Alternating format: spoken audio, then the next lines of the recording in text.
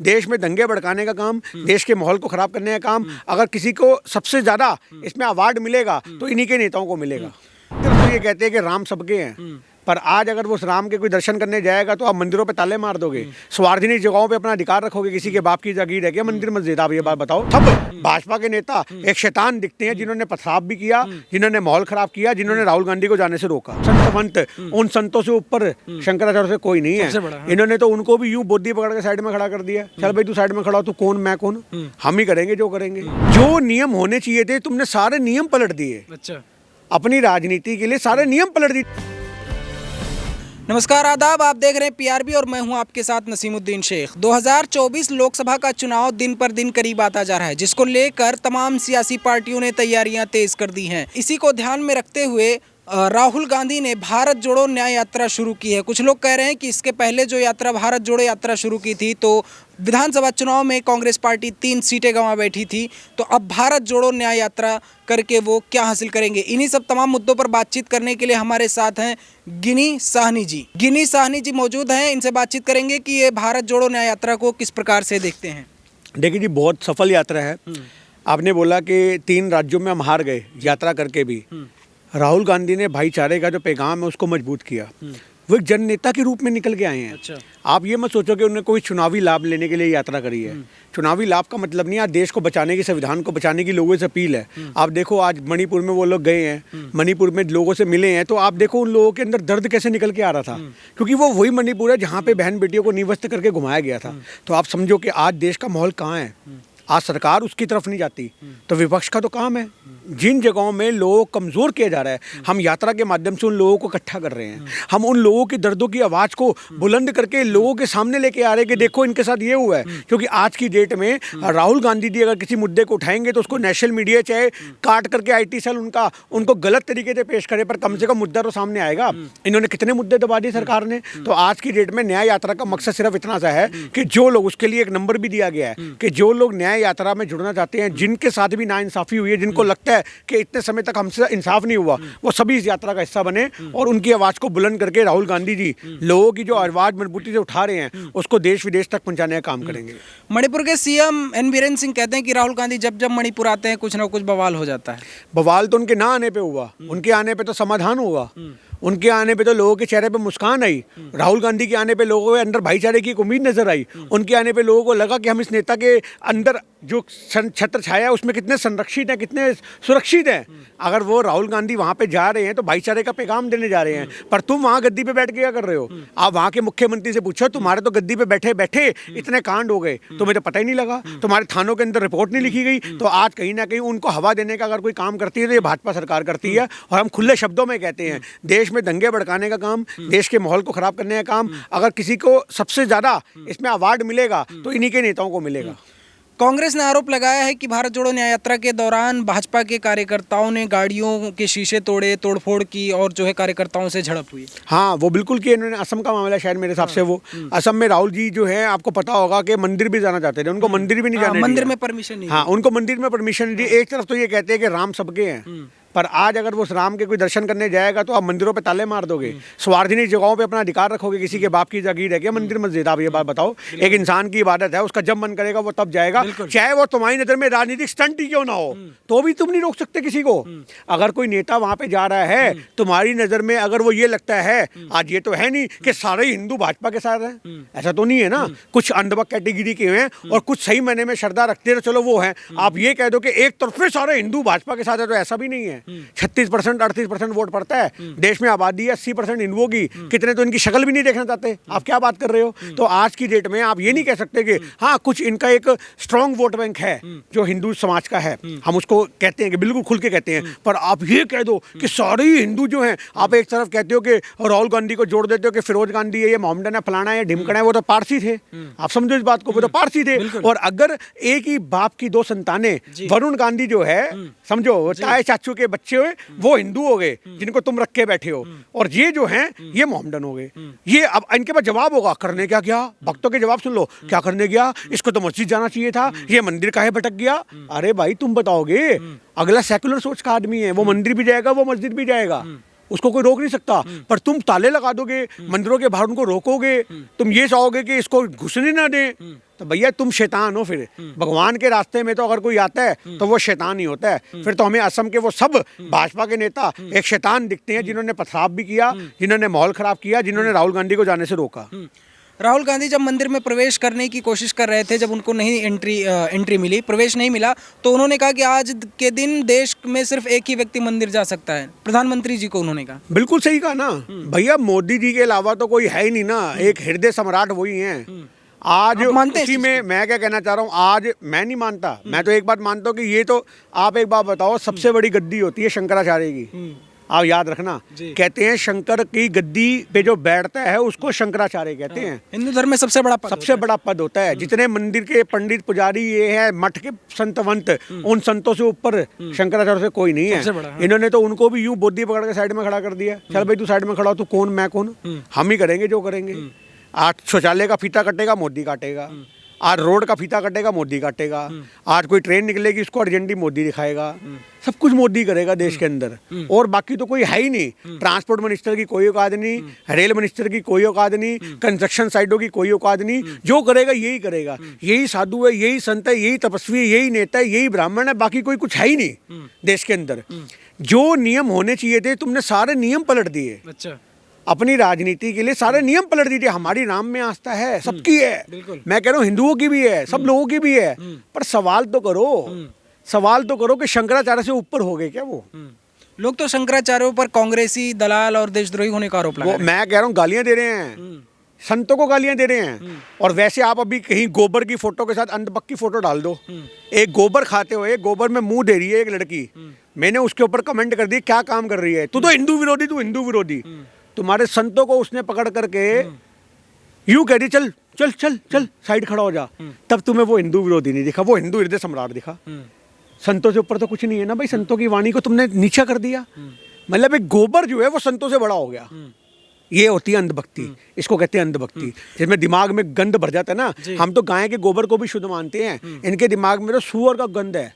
समझ रहे हो बात? अगर इनके दिमाग में अंधभक्तों के इनके दिमाग में अगर गाय का गोबर भी होता है तो कहीं ना कहीं इनके दिमाग में पवित्रता होती।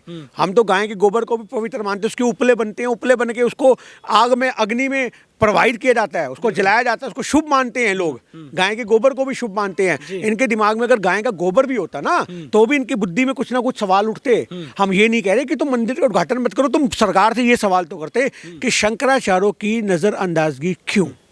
सिर्फ एक सवाल कि शंकराचार्यों की बात को लात क्यों मारी गई? सिर्फ एक बात का जवाब दे दो।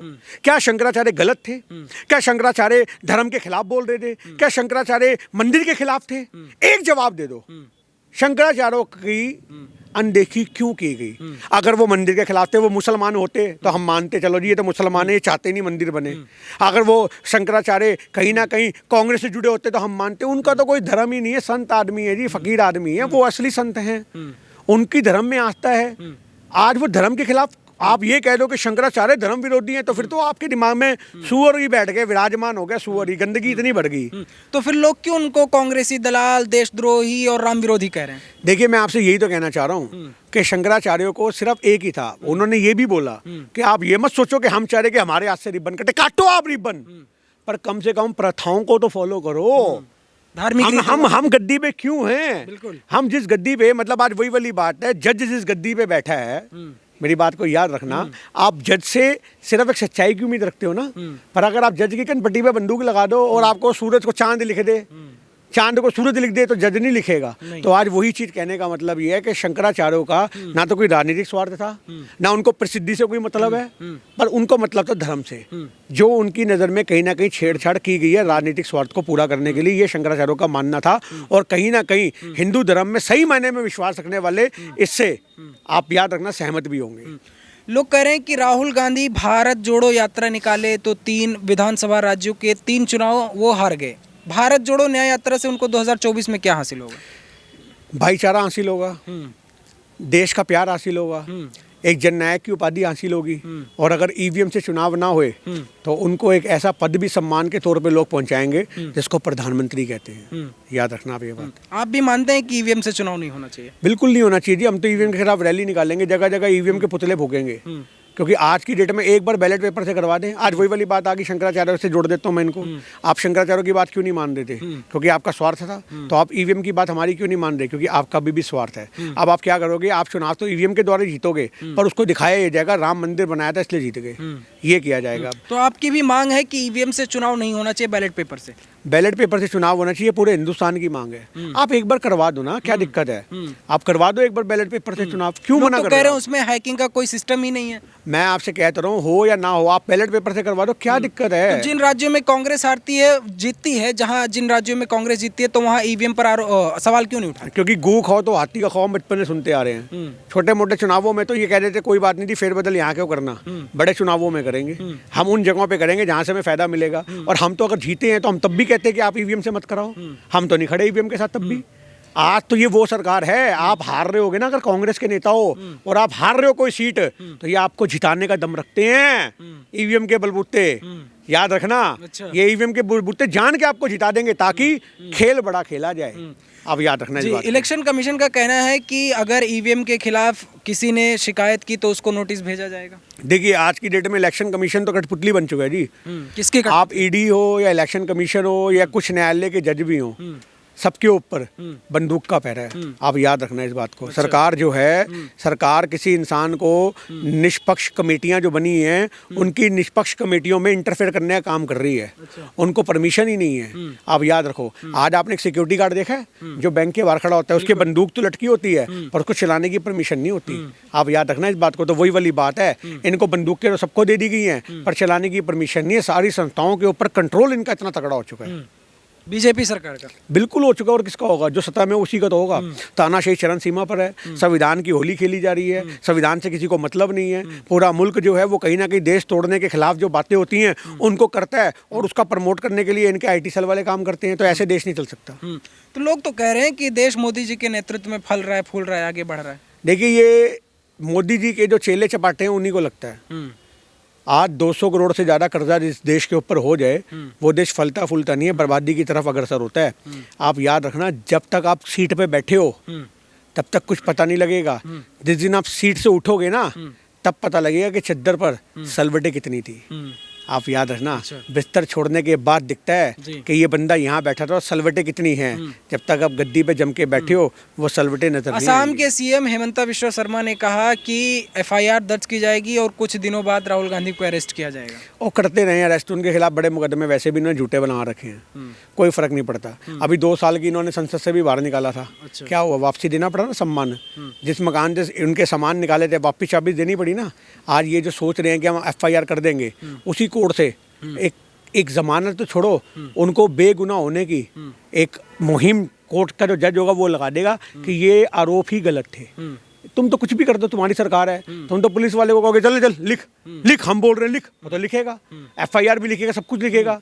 आप याद रखो। बट आज की डेट में तुम कहीं ना कहीं, अब वो जब इलेक्शन का टाइम आएगा तब उसके लिए तैयार किया जा रहा है कि 2024 में इसको प्रचार करने से रोका जाए, इसे कोर्ट कचहरी में घसीटा जाए। तब ये के लिए आज करते गिरफ्तार क्यों नहीं कर रहे? कर लो गिरफ्तार। अगर उसने जुर्म आज किया तो आज गिरफ्तार करोगे। संविधान तो यही कहता है, जिस आदमी ने जब जुर्म किया तभी गिरफ्तार करोगे। फिर 2 महीने की राहत क्यों? पूछो ना विश्वकर्मा से कि 2 महीने की राहत क्यों? क्योंकि चुनाव आने पे तुम राहुल गांधी को परेशान कर सको कि आजा बेटा आजा, आजा कोर्ट कचहरी, आजा कोर्ट कचहरी, क्योंकि तुम उसको रोकोगे प्रचार करने से। ये गंदी नीयत के लोग हैं जी। कांग्रेस जो हेमंता बिश्वा शर्मा है, उन्होंने कांग्रेस जब एक बार राहुल गांधी ने कहा कि हेमंता बिश्वा शर्मा भारत के सबसे भ्रष्ट मुख्यमंत्री हैं, तो कांग्रेस हेमंता बिश्वा शर्मा ने आरोप लगाया कि सबसे भ्रष्ट परिवारवादी पार्टी कांग्रेस पार्टी है। देखिए उनके आरोप लगाने से कुछ नहीं होता जी, जनता जानती है। परिवारवादी पार्टी का आरोप परिवारवादी भाजपा के कोई ऐसा नेता नहीं है जिसका बाप नेता ना हो। आप सारी बात छोड़ दो, भाजपा का कोई ऐसा नेता नहीं है जिसका बाप नेता ना हो। पूरी लिस्ट निकाल के रख लेना, इतनी सी बात में परिवारवाद समेट दिया। चाहे आप उसके अंदर आज उसके अंदर आपसे अमित शाह को ले लो, आप याद रखो नरेंद्र मोदी जी के आप उनकी औलाद ही नहीं है, औलाद ही नहीं है। आप चाहे उसके अंदर अमित शाह को ले लो, जिसके लड़के को मुंह खोलना नहीं आता उसको बीसीसीआई में बैठा दिया।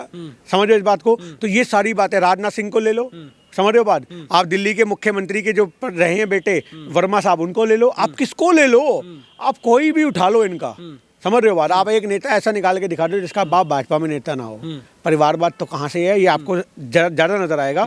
किसकी जड़ें परिवारवाद की ज्यादा मजबूत है। 2024 में कांग्रेस पार्टी किस मुकाम पर पहुंचेगी, आपको क्या लगता है? 2024 में अगर लोगों ने आस्था के मुद्दे पे वोट दिया तो भाजपा जीतेगी। याद रखना इस बात को, सच्चाई है, सच्चाई में कभी झूठ नहीं बोलता। बिल्कुल।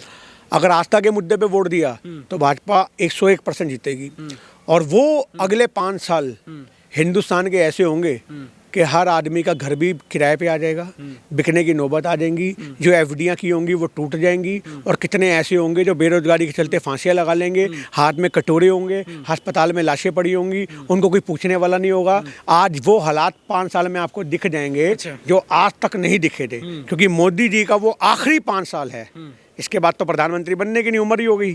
तो आज की डेट में वो 5 साल में जितना निचोड़ करके अपने जो इनके साथ जुड़े फाइनेंसर हैं, बड़े बड़े अडानी अंबानी जैसे, जितना फायदा उसको पहुंचा सकते हैं वो पहुंचाएंगे। तो आज की डेट में हर आदमी को सोचना चाहिए आस्था से ऊपर उठ करके मुद्दों पे वोट दो। अच्छा। अगर आप मुद्दों पे वोट दोगे तो ये भाजपा आपको आखिरी पंक्ति में खड़ी नजर आएगी, और अगर आस्था पे चुनाव होगा तो पहली पंक्ति में ये खड़ी नजर आएगी। बाकी लोग जितने मर्जी हल्ले मचाते हैं, लोगों को फर्क ही नहीं पड़ेगा। आखिरी सवाल, आपने कहा कि अगर लोग आस्था की बुनियाद पे वोट देंगे तो प्रधानमंत्री मोदी दोबारा बनेंगे 101%।